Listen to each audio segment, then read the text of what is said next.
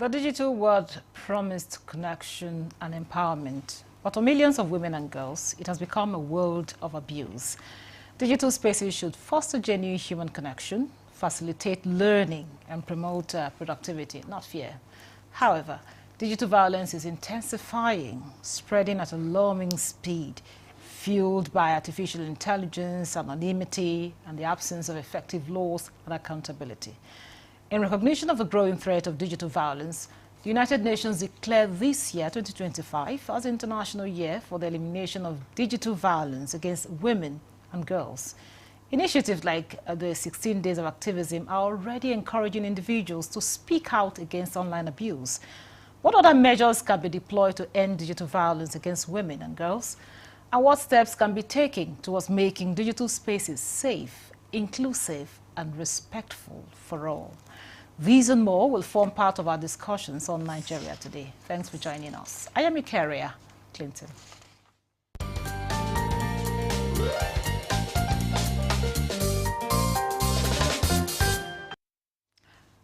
Now with me in the studio to speak to this topic is Hanil Jafaro.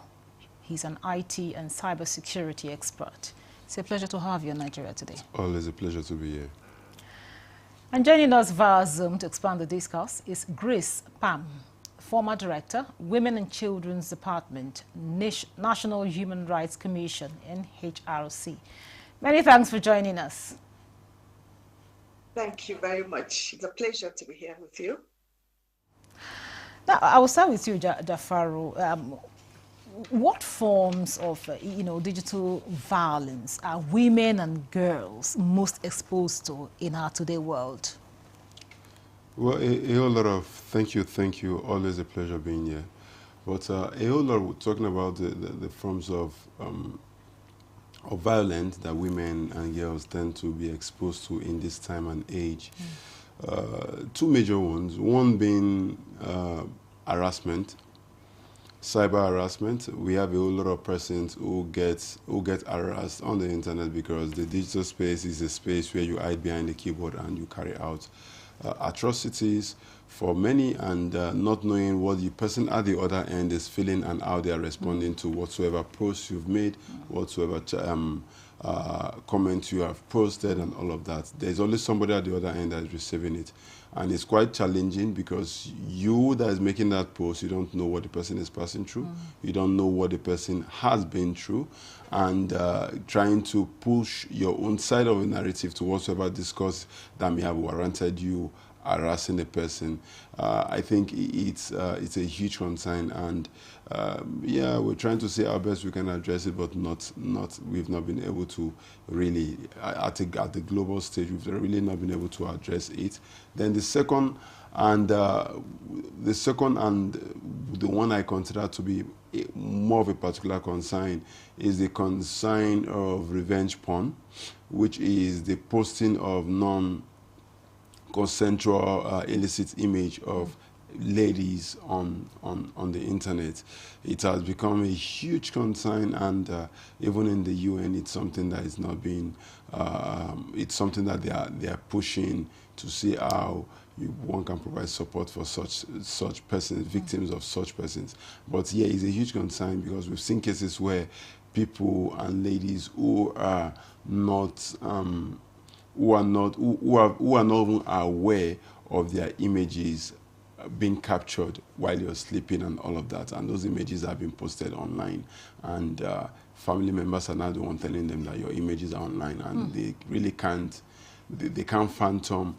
These are things that they were not prepared for. These are things that they were not even aware of such image being captured. All of a sudden, images of such illicit images of such of them, it's now on the internet, and the worst is now that it takes process for those images to be brought down or taken down. So these are the two major concerns: the harassment, then the revenge porn.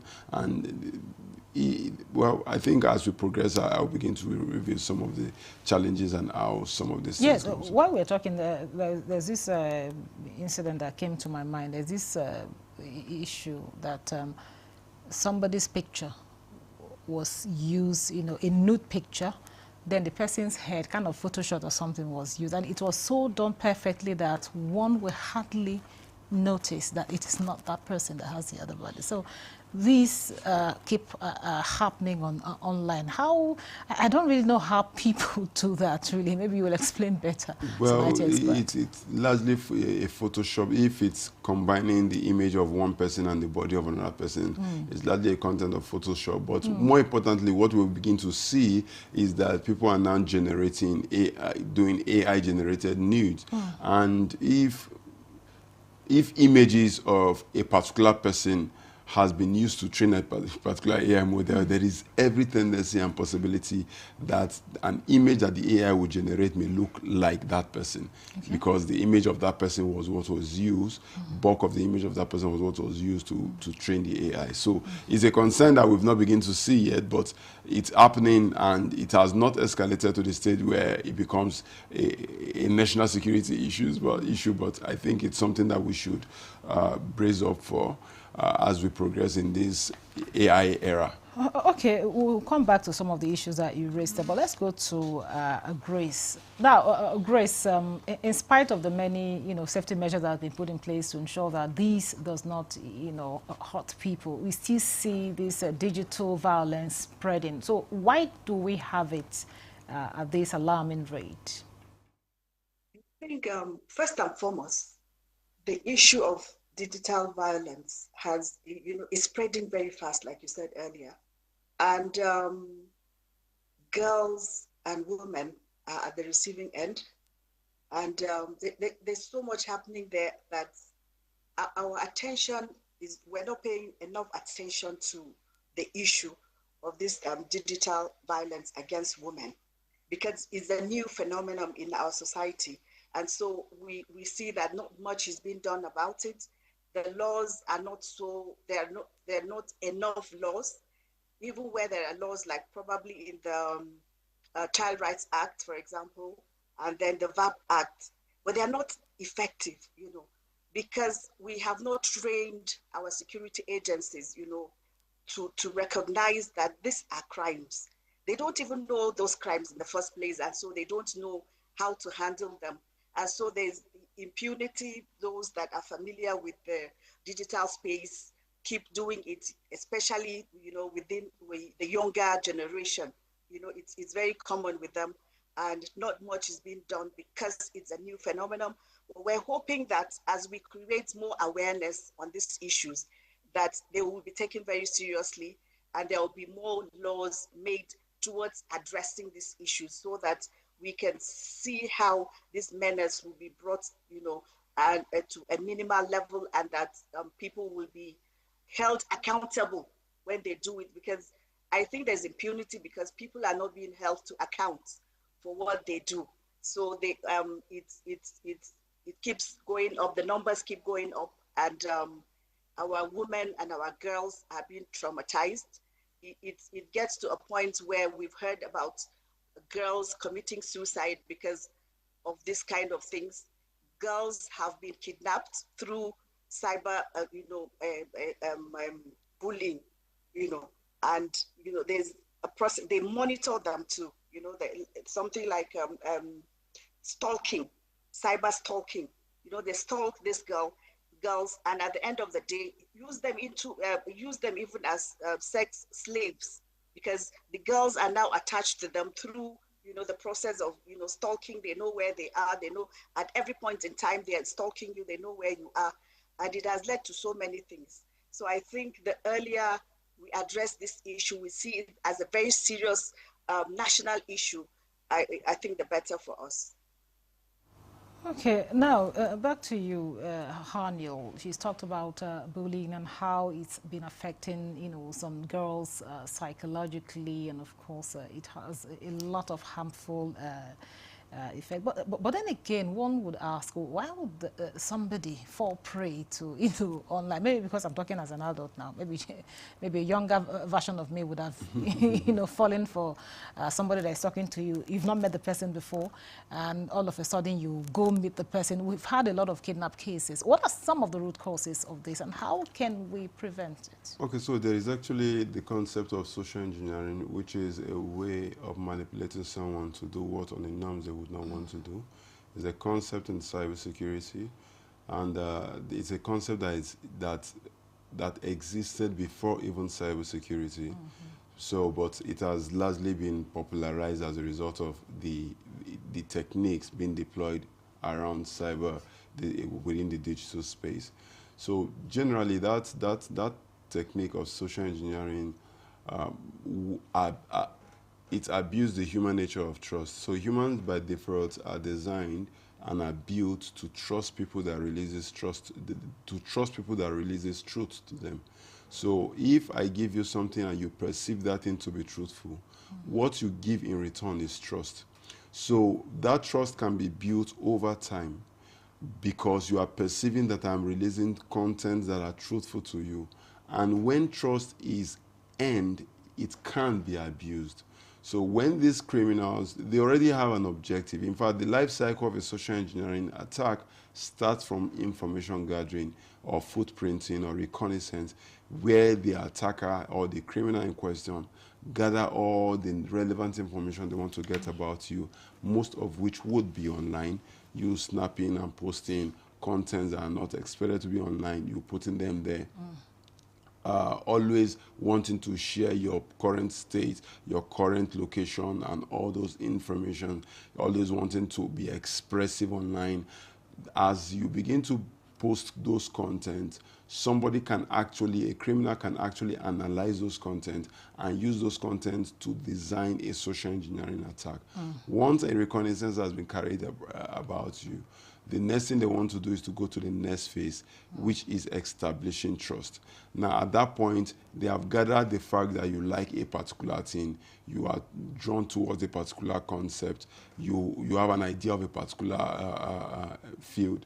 Now they want to build a relationship with you for the purpose of ensuring that they release those kind of things that you like, that tends to align with your person and your personality. And because if you like discussing things about medicine, they will bring forth such discussion, and you would be it's something that you're interested in, so you would want to give your all in. And the more information they give to you, the more discussion you have about it. And the more discussion you have about it, you consider some of these discussions to be truthful, you release trust to that person. So after they've been able to build a level of trust extensively, they go to the next phase, which is the phase where they would exploit the trust. At that point, they carry out their objective. So the objective can be, hey, send me something. The objective can be, hey, I need a picture of you. The objective can be anything as they so desire. Okay, come visit me at so place. Because of the trust you have already established with the person, you can easily fall prey of that. And once they execute their objective, the last phase is for them to exit. It is at the point of exit that you realize that all the information that they have fed you with is false. All the information, none of them exist. And if they are very good at what they do, it becomes quite a challenge for law enforcement, because they need something to start investigations with. So that's usually the challenge. One is the fact that you have released your trust to them and the trust has been exploited. Then there is also the angle of greed, where ladies can be greedy, and they will think that they have seen some form of person that they consider to be maga, and by approaching those persons and allowing greed to have a shadow over them, they can fall prey of it. And also the men also can be greedy. Greed is not. No, the thing is that greed is not gender sensitive. But in this case, talking about this particular issue, we have seen more ladies and more women fall prey to to kidnapping as a result of going to visit a guy in the hotel, being killed, and all of that. So they should manage their greed. Men to are greedy, but when it has to do with money, men, you can't rule out greed from anybody. But there are also positive side to all of this. Like when you were mentioning the earlier one, they read what you like and they post it to you. Like, you know, I know sometimes Facebook marketing can also use that method for their marketing, you know, yes. skills. Okay, so I completely agree that there are positive sides to it. But now when you post things, you should ensure that what you are posting is what I consider to be social media worthy. I'm snapping a picture now, a picture of a particular location I am, and I post it online. Meanwhile, I've not disabled geotagging on my phone. And because I've not disabled geotagging, a criminal can extract that picture and get the actual location where you were when snapping that picture. So we need to be careful what we post, and not that we should not just share anything that we want to share. We'll come back to that. You tell us more of what we should do to, you know, to be safe online. But we'll take a breather here. This conversation will continue shortly. Don't go away. The implementation of the ruling is also dependent on another aspect or another arm of government. Nowhere in the world will allow under digital economy for banks not to be dispensing domestic currency in that economy. What will make this one different? We want to know what they do as occupation. All of these are attributes that are questions have been designed to investigate. In a few days to come, you see that we are all around their own crannies and everywhere in Nigeria, telling people to cooperate. Welcome to Nigeria Today.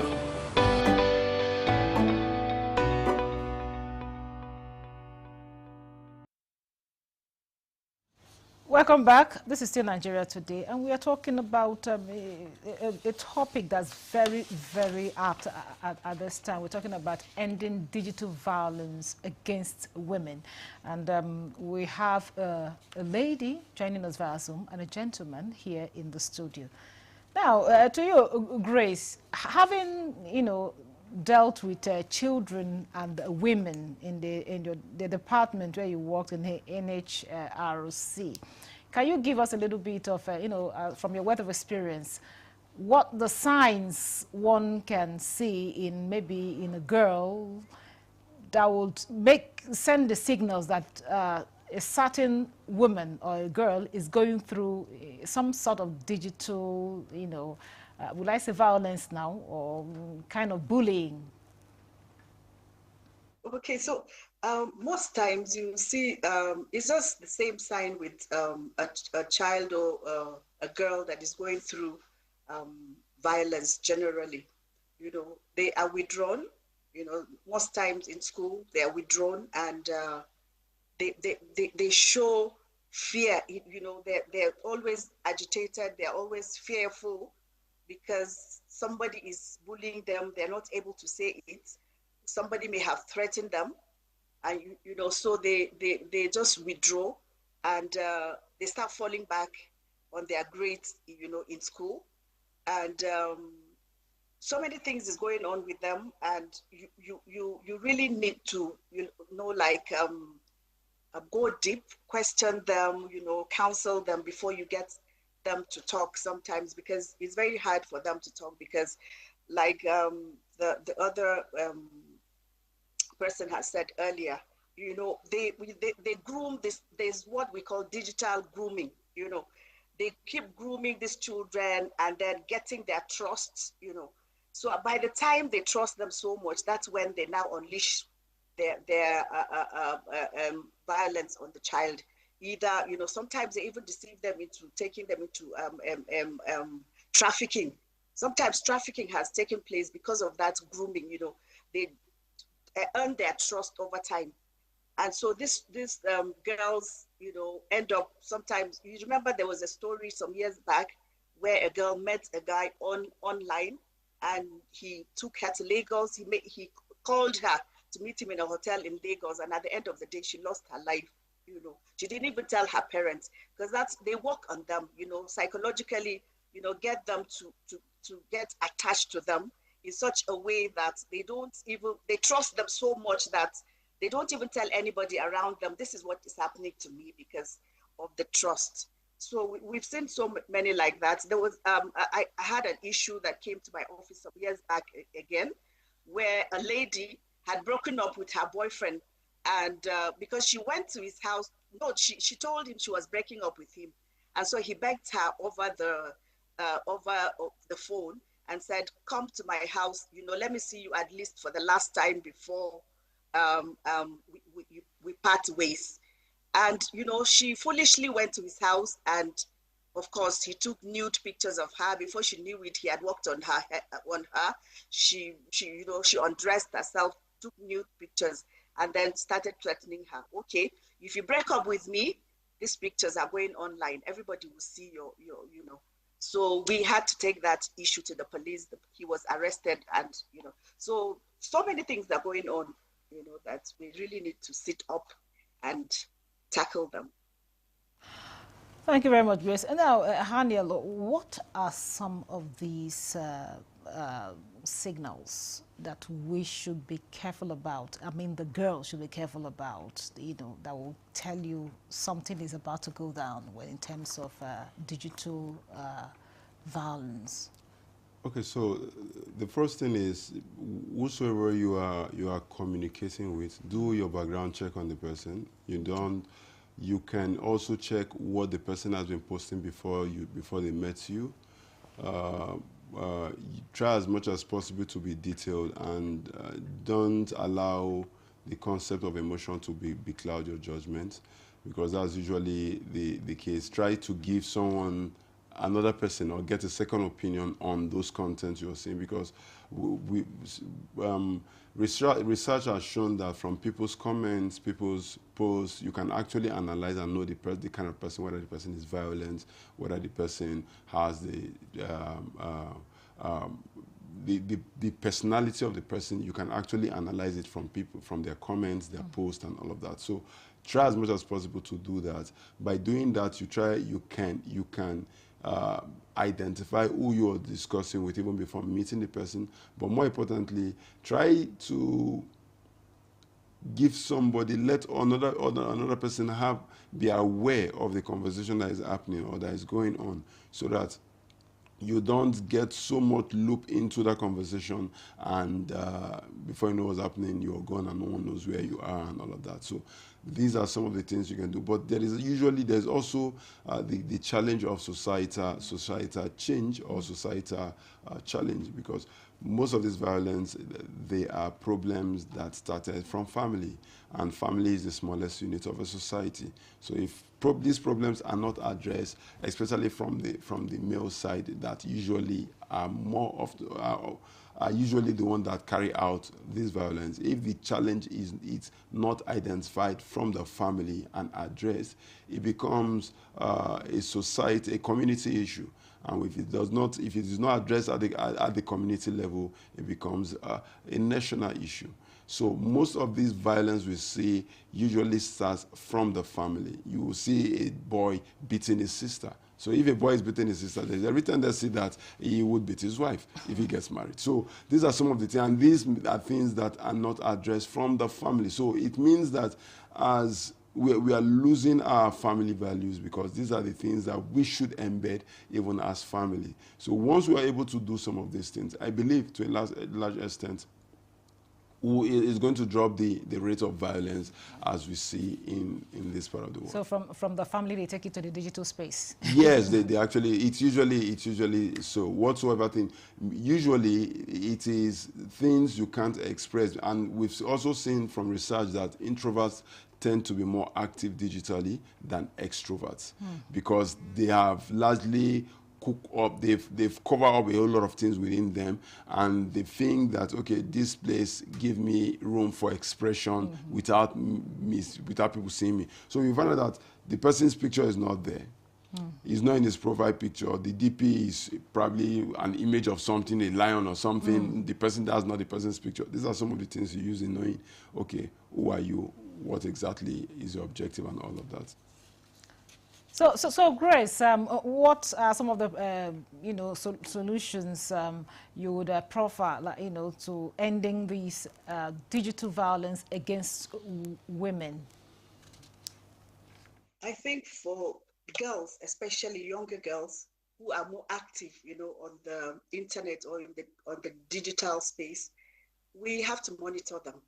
In as much as the digital space has provided so much, like there's hardly anything you cannot find there, even if educationally it has helped, to improve our quality of education and all that because of the material you're able to get on the internet. It also has its own evil. So we have to monitor and make sure that the children are focused on the educational aspect of it rather than, the social aspect. So we have to try as much as possible, especially as parents and then schools, to ensure that we guide these children, well enough so that they avoid that. And then as soon as we notice, like I was saying earlier, some of the signs, is withdrawal, some of them even become suicidal, we have heard people commit suicide because of somebody. Thank you very much, Grace Pam, Director, Women and Children's Department, NHRC. Thank you so much for coming on the program. I really wish you had more time to talk. I know we have a lot of things to talk about here. Thank you so much.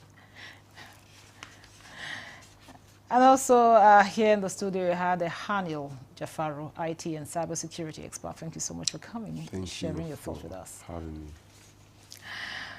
And thank you for being part of this program. I am Victoria Clinton. Goodbye.